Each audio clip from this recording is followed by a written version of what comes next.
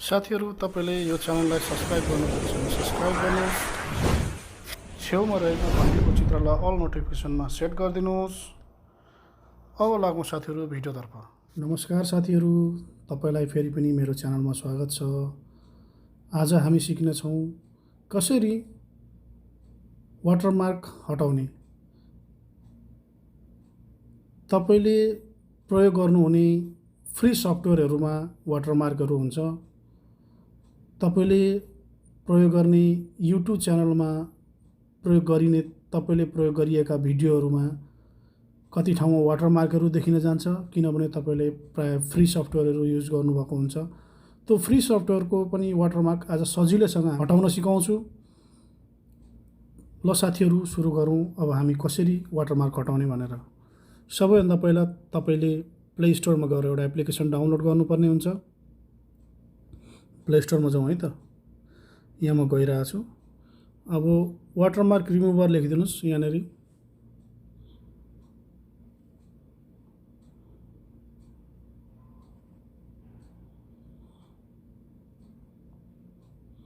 देख्न सक्नुहुन्छ watermark remover, यहाँ माथि टच गरिदिनुस्।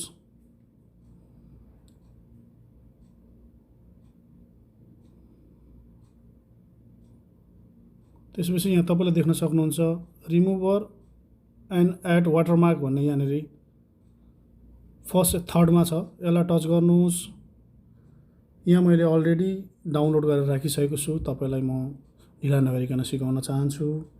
यहाँ हेर्नुहोस्, यसलाई ओपन गरिदिनुस्। केही समय लिन्छ। एड आइरहेछ, एड क्यान्सल गरिदिउँ। वेट गरौँ। देख्न सक्नुहुन्छ यहाँ तीनवटा अप्सन आइरहेछ। अब select video, select what image, my gallery भनेर हामीहरूले भिडियोको वाटरमार्क रिमुभ गर्ने भएको कारणले गर्दा हामी भिडियो सेलेक्ट गर्न चाहन्छौँ।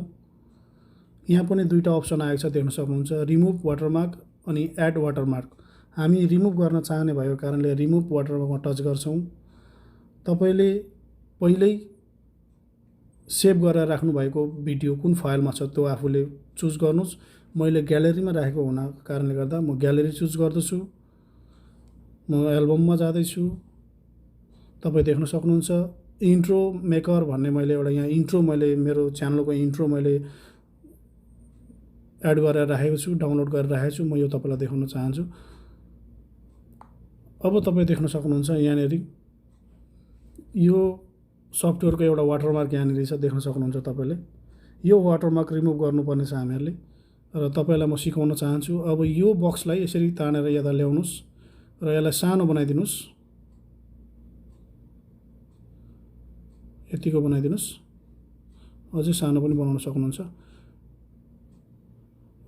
यतिको गरिसकेपछि तपाईले देख्न सक्नुहुन्छ यहाँ माथि सेपको चित्र छ, यहाँ सेप लेखेको छ, यहाँ टच गरिदिनुस्।